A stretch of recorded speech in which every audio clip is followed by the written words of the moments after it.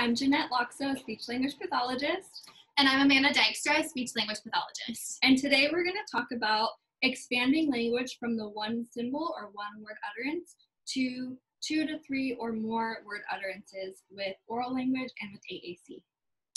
So we prepared for you just this little PowerPoint. We're just going to go over with you. So language expansion and commenting using AAC. So these are some of the early language interventions for increasing MLU. And then the first one, if you look at operations of reference, is recurrence. So asking more of something. And this is for typical children who are communicating with their oral speech. And so I want to show you how that's done first, and then we're going to talk about how to apply it to AAC. Okay, so typically the first step is offering a preferred object and labeling it ice cream. What do you want? Ice cream. So she requested the ice cream, and that's the one symbol or one word utterance. Now we want to move past that, and so having her work on recurrence, more ice cream. More ice cream. Nice job. And while you're working on that, you're fading away prompts to support independence as much as possible. So, oops. More ice cream. More ice cream. What do you want? More ice cream. Okay. Is there anything else that you want? More ice cream. Okay. So trying to make language as natural as possible is really, really important. So that's one way that you can teach recurrence with early language intervention. Now we want to talk about how to apply that to AAC. So the first way that we want to talk about is with a static communication board. That means picture symbols on a piece of paper printed out.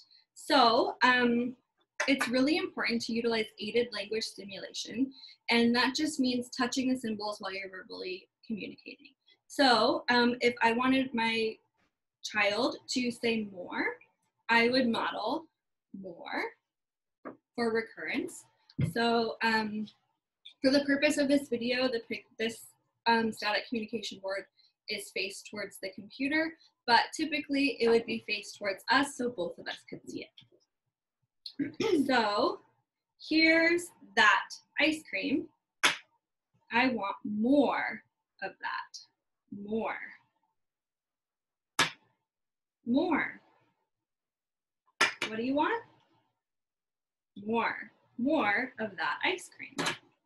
So I was modeling and teaching that new word, more, and then combining it with a core vocabulary word, that. So AAC users can use core vocabulary to communicate most of their needs as much as possible.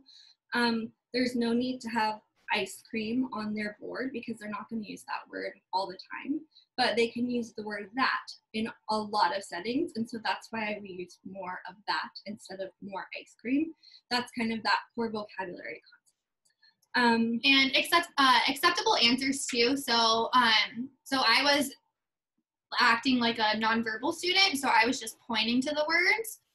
But if you have a verbal student or a mildly verbal student, you would accept those answers too. So I could point to it and say the word more. So I could say more. I could say muh, maybe if I have an articulation disorder. So those would be acceptable answers from my end too. Yes. Another way that we can practice saying more is with a one-hit button, and that's teaching recurrence. And so more. We would push the button and it's recorded more. So here's your ice cream. More. Oh, you want more. What do you want? More. More. You want more ice cream. So as she's using the device, I am still expanding and communicating verbally and accepting her communication with the device. And then a lot of children are multimodal communicators. If you want to talk about that, Amanda. Yeah. So multimodal comes down to what we call total communication. So total communication is utilizing basically multiple facets of communication. So it's combining technology with verbal speech, with sign language. So some kids they have, they can verbally produce 4 words. They have the word stop and help, but other words are more difficult for them to articulate, so they benefit from sign language. Then they only know, 3 or 4 signs, so for other words, they use technology. So it's basically just utilizing whatever, like, options they have. They're tools, I guess, tools that they can utilize to best communicate. And again, they're all completely acceptable. I have some students that I work with that the only word they can say is hi and yes, but for all of their other words, they use their communication system. So when I greet them in the morning, I say, hi, how are you? And then they respond verbally and they say hi, and I accept that answer. I don't make them use their device. Another example of an AAC system that you could use would be a high-tech dynamic display speech generating device, and that's a fancy word for an iPad with symbols on it that produce output. So if I said more, it says it for me. And this application is Proloquo to go, and there are a lot of other applications that you can use that are just as appropriate. And so for Amanda, if we're teaching recurrence and trying to help her expand her utterances, we'll say, here's your ice cream. What do you want? Do you want more? More. More of that. More of that. What do you want? More. More of that. And so she already, if in this experiment or this, we would want her to learn that she can combine more with that. We would expect her to already be able to use that or already be able to label the ice cream. If the child doesn't have basic nouns yet, then you want to go one step back and start to teach them those basic nouns or basic core vocabulary before trying to expand their utterances. But for this purpose, I would have the child push one button and then I would model the second, continue to work and see if they can do it independently by combining those 2 symbols. And then we can also model really quickly total communication. So again, if one of my signs that I use consistently is more, we can do that. We can combine, so I can use more. So I do that, more, and then that. So we'll model that really quickly. Here's some ice cream. What would you like? More. More of that. Very good. You want more of that. What did you want? More of that. More of that ice cream. More of that. Excellent. Very good. And also, as you can tell, Jeanette is also repeating what they're saying, so she's providing that extra model and reinforcement of the words that the student is communicating, which is really important. And then another important thing is immediate reinforcement. So when you're teaching a new skill, you don't want the child to have to wait and see if they're going to get reinforced or be confused about what they're being reinforced by. If they're saying more of that, immediately I'm giving it to them as fast as possible so they understand the correlation between the communication and the reward or the function of their communication. So now that we've talked about recurrence, we're going to talk about negation. Negation just means indicating that you don't want something, so rejecting it. And typically we practice this with non-preferred items. So they can be like strange items, not strange, but non-preferred, like a brush, versus like a preferred toy, or like hard tasks like homework or something that they don't want to do. And with typical language intervention, you can offer a child the thing that they don't, that they don't want. Do you want this? And they're going to say no. If they don't say no, you want to model it and then fade up to having them use it with their AAC device or with verbal communication. So if they already know how to say brush, here's the brush, or that, then you can add on that no, I don't want that brush. Again, if they're not at the one-word level where they can't say brush or they can't say no, move back to that one-word level and teach that vocabulary. So I'm going to offer the brush. Do you want this brush? No, you do not want that. And so for this one, I know the child can say want, so I'm adding on that not. And for each child in each system, it's going to be a little bit different. On this static board, there's no symbol. Not will work just fine. So, and I just will point to not want, and then verbally say, I do not want that. So that they're still hearing that grammatically appropriate sentence and still getting that model of the pictures together. So, do you want this brush? She does not want that. You do not want the brush. If the student starts out just saying want, then I would model not. So do you want this? I know she doesn't want it. She doesn't have the language to say not, so I'm going to model it for her. You do not want the brush, and then immediately reinforce by taking it away. Do you want this? Yes, you do want this, and then you give it to them so that they understand when they say they do not want something, you're immediately reinforcing and giving them a natural consequence. You said you don't want it, I'm taking it away. So then that child understands the power of their communication and the power of that language to take away the thing that they don't want. And so we can show you on a Proloquo device. It's basically the same thing, but this one has no on it. So no is also acceptable. Any word like that will work for negation. Yeah, so I can ask, maybe this child doesn't like minions, and I could say, should we play with the minion? Do you want that? Yes. Yes, okay. And then they give it, but they don't really want it, so they push it away and reject. Oh, you do not want this. You correct and then immediately reinforce. So if we try that again, do you want the minion? No, you do not want the minion. So I'm combining those two symbols together. And then immediately reinforce by taking it away. Something that a lot of students don't like could be writing. That's a difficult task. And so if you say, do you want to write or do you want to draw? And they say no, that's a great way to practice this skill.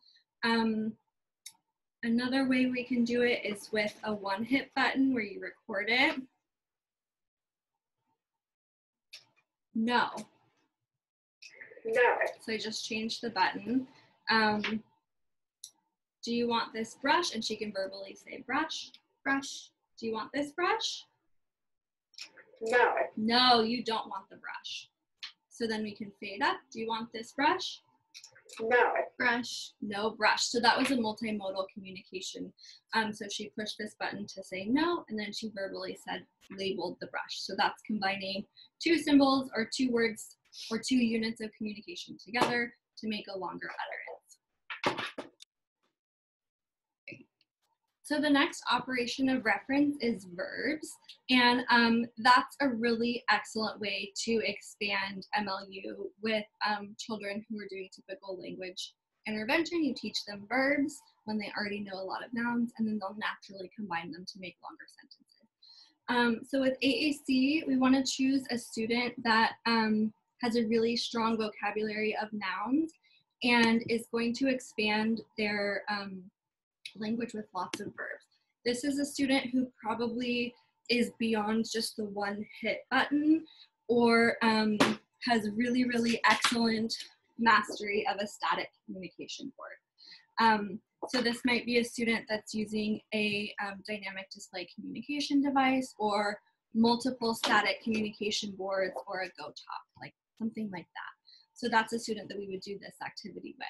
Yeah, and I just want to point out really quick too that verbs are excellent words to work on because you can use it in all different types of environments, different circumstances.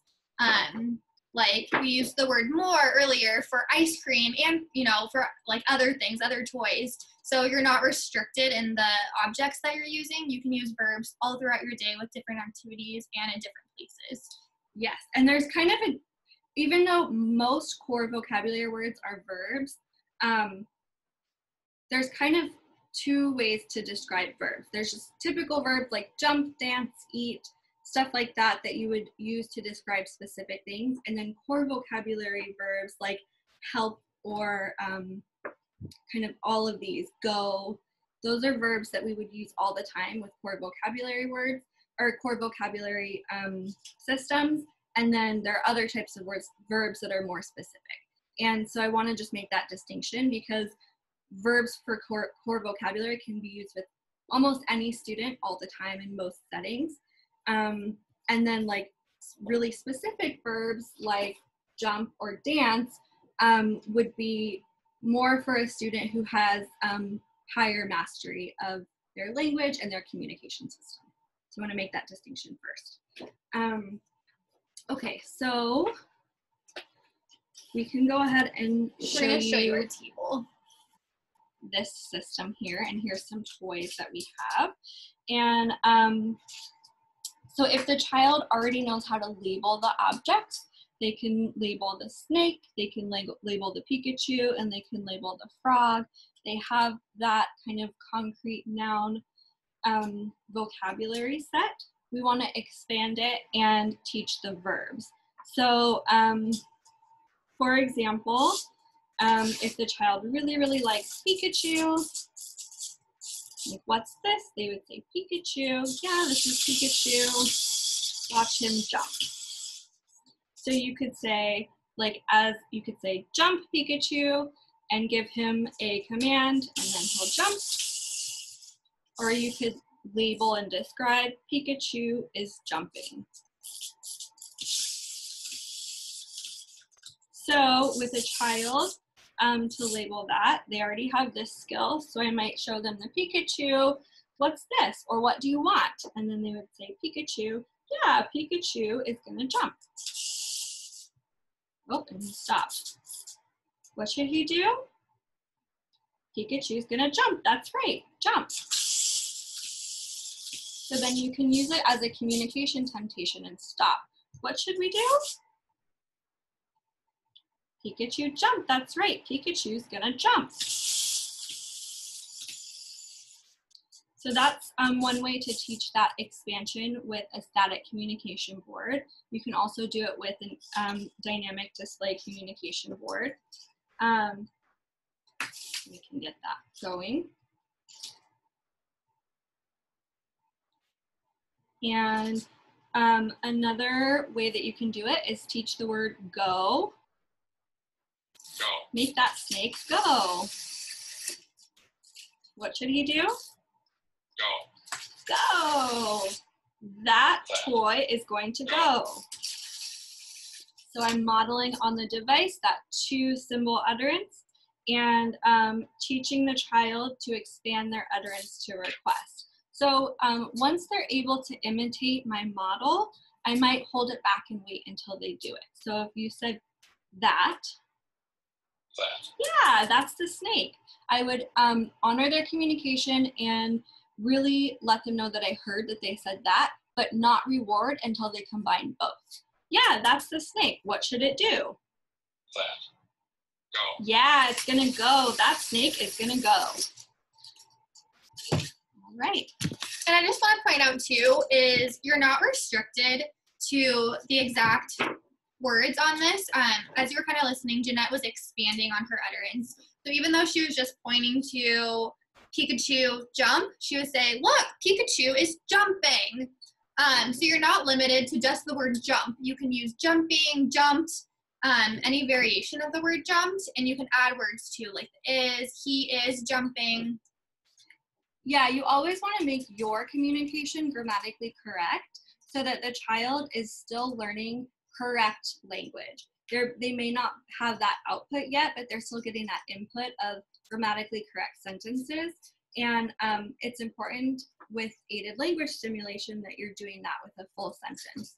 So when I work with my students, I typically model both sets. So I say, oh, Pikachu, jump. Pikachu is jumping. So I'm modeling what I expect them to do, because right now they're only at the 2-word level. So we don't expect them to be producing all full sentences. That's too advanced for them. So I model what I expect them to do. Pikachu, jump. And then I say, yeah, Pikachu is jumping. Look it, you know, so you're expanding, but you're also modeling both sets. So what the advanced, you know, sentence we want them to eventually get to and what you're actually expecting them to say. Okay, next we're going to talk about power words, which are core vocabulary. So we already kind of touched on this. There are a lot of verbs, just common vocabulary that you use throughout your day. So these are words that, like we said, aren't restricted to very specific nouns. Like, you know, when we were talking about Pikachu, you could only use Pikachu for this exact object. You can't use it throughout your day. So if we're looking at this, the 36 core words, these are the most highly used words in our English language. So you can use words like go. I need to go to the bathroom. I need to go to bed. I need to go to school. Okay. Go away. Go away. Make Pikachu go. So you can use it in all different settings, different circumstances with different objects. And again, it's giving the student a powerful word because if they only know the word go, it's okay because they can use go throughout their whole day. But if they know the word Pikachu, they can use that once a week, or once a month. Once in a while, yeah. So go is a much more powerful word because they can use it all throughout their day and in different environments. So we talked a lot about requesting. That is just one function of communication.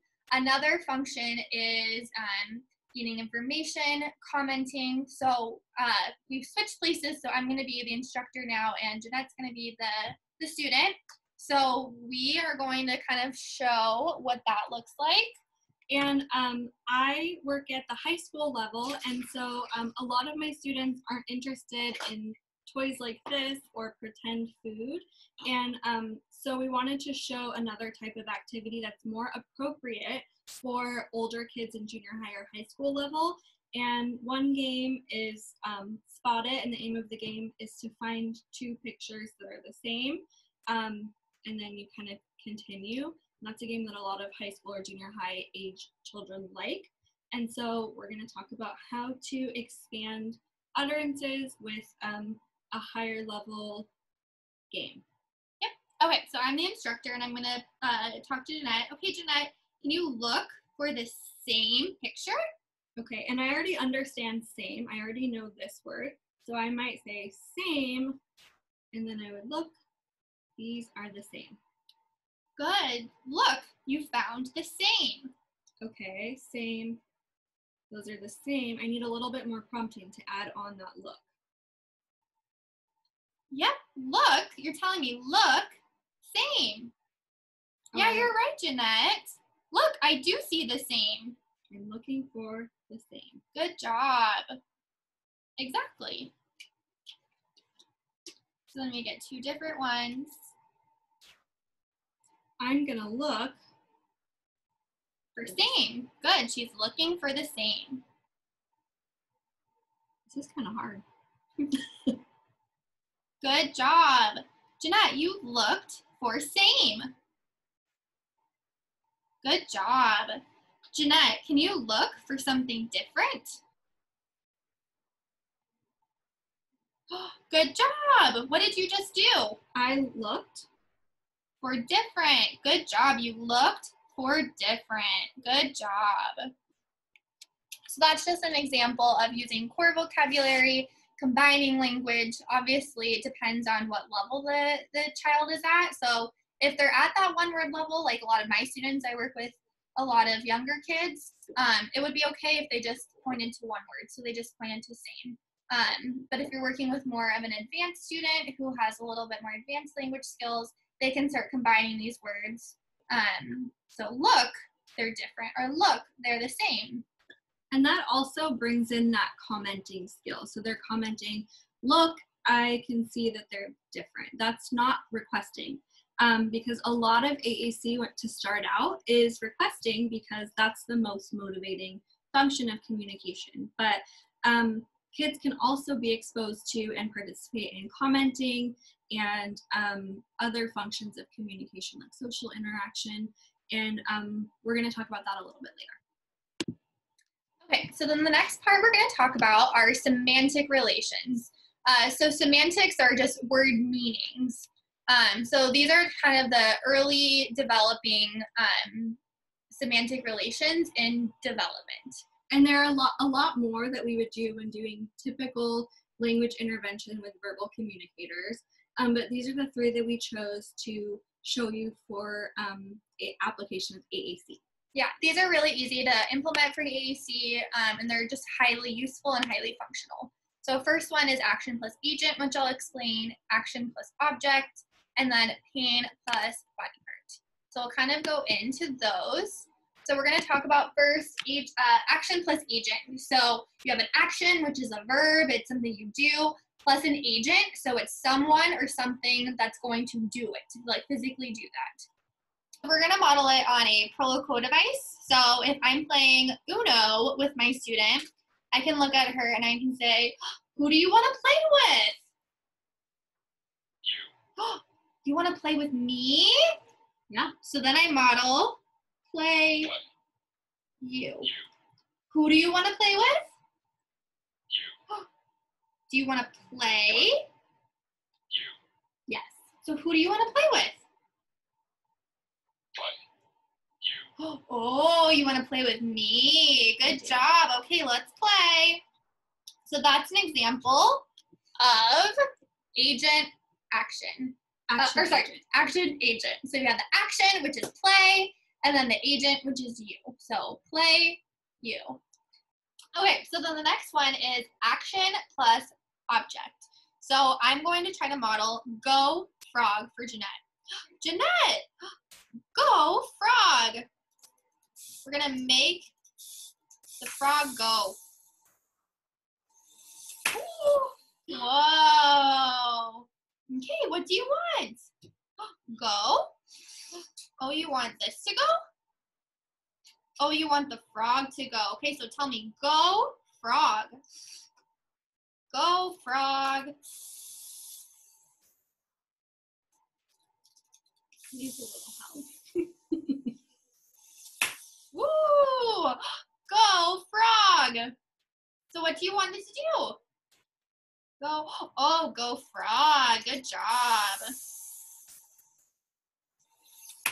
Nice job. So see how I also pointed out frog to her? Because if she just said go, go could mean anything. Go could mean for the snake, for the minion.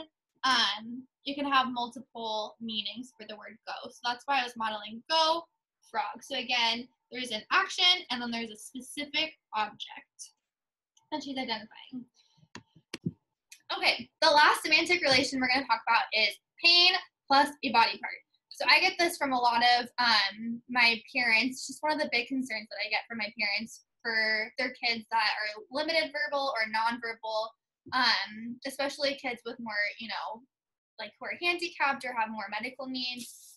Parents are always kind of wondering about if like certain body parts are injured or, if their stomach hurts, that sort of thing. So this is just a really important, function to learn for language. So we're going to model it. So again, pain plus body parts. So we're going to use the word ouch and finger. So I'm going to model that for her. So I'm going to, ouch, ouch, my finger. So then I'm going to model that for Jeanette. So, hurt finger. I hurt my finger. Ow. So then if Jeanette is one day playing by herself and she hurts her finger, I can go up to her, Jeanette, what's wrong? Hurt. Finger. Oh, yeah. And she tells me hurt finger. So, so she's doing exactly how I modeled that for her.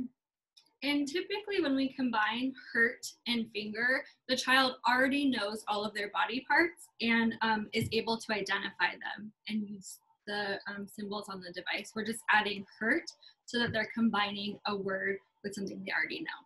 Yes, so before you work on any nouns, just in general, you want to make sure that the student or your child can identify that word. So you want to make sure that when they're pointing to finger, they really mean finger and not their eye or not their stomach. So you can even do like a kind of like a correspondence check And if they say finger, okay, well, show me your finger. And if they show you elbow, you're like, nope. And then you can model it for them. If she says elbow, you know, you can, this of course doesn't have elbow, but if they say, you know, like your foot. So if their foot is actually hurting instead of their finger, you can say, oh no, not finger. You hurt your foot. So you're again modeling it for them. Or if whatever it is, if their stomach is hurting and they point to the wrong one, you're modeling it for them. And if a child is just learning the word hurt, the first thing you want to do is every time they get hurt or get, you know, a little scratch or something, you model the word hurt. So then they correspond, oh, when I'm hurt, that word connects to that feeling. And then after they really can identify all of their body parts, then you can start to combine those together. Yeah. Okay, next we're going to talk about language expansion. So repeating what the child says and adding missing words to make it more grammatically correct. So for example, the child says, frog, jump. The adult is going to say, yes, the frog is jumping. And that's very similar to aided language stimulation, which we're doing with all children and adults and students who use AAC. So just to kind of model that, on a like a system. So let's just say the child points and verbally says, so let's say this is a total communicator. So they're verbally going to say, and they're going to point to frog, jump. Frog, jump. Yes, the frog is jumping. So then we're going to point to that. So see how I'm expanding on her words, her language, and I'm also correcting it. So I'm changing jump into the correct present progressive jumping. The frog is jumping. So we're going to just show that really quick again. So she says, so we're using this frog, and she verbally says, frog, jump. Frog, jump. Yes, the frog is jumping. Look, the frog is jumping. So we're expanding on it, and I'm correcting her language. So making it, again, that correct present progressive. So then the next is language extension. So responding to the child's utterance in a conversational way, providing a little more new information. So this is just working on expanding their sentence length. So if your kid, if your child is only at the 2-word level, but you want them to learn to expand their utterance length. So right now they're at 2. So they're just saying frog, jump. We want them to say 4 words. So I want the frog to jump. So that's how we're going to model it. So if she says frog, jump. Frog, jump. Oh, I want the frog to jump. So what do you want? I want the frog to jump. See, so that's how we just model language extension. So initially she just said frog, jump, but now she can say, I want the frog to jump. So that's 4 symbols. And again, she can probably verbally say, I want frog, jump. So that's what she's going to say. I want frog, jump. And then I provide the correct, grammatically correct language extension. Oh, I want the frog to jump. So I'm adding those extra words in to model the grammatically correct sentence. Thank you for tuning in to learn about how to use early language intervention techniques and how to apply them to AAC for expanded language and expanded utterances. Next, we're going to talk about a little bit more about expanding language with AAC with a technique called picture exchange communication system. And we're also going to talk about teaching and using commenting with AAC. Yes. And just as a quick reminder, all the techniques that we modeled today and showed you can be used on any type of device. So if your child has an eye gaze device with maybe Tobii Dynavox or PRC applications, all of these techniques can be utilized on whatever system they're using.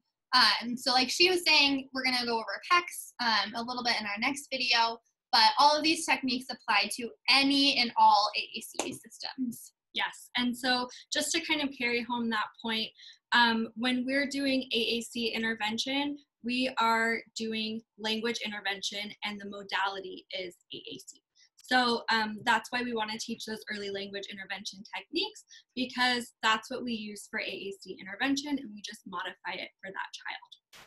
Thanks so much. Thanks, everybody.